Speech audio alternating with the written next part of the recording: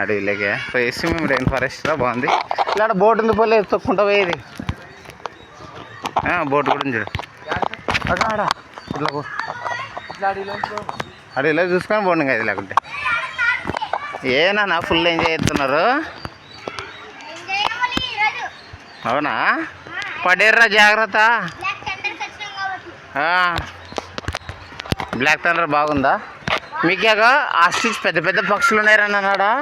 Boards పెద్ద ostrich తెలుసు నీకు? చూద్దామా అవి?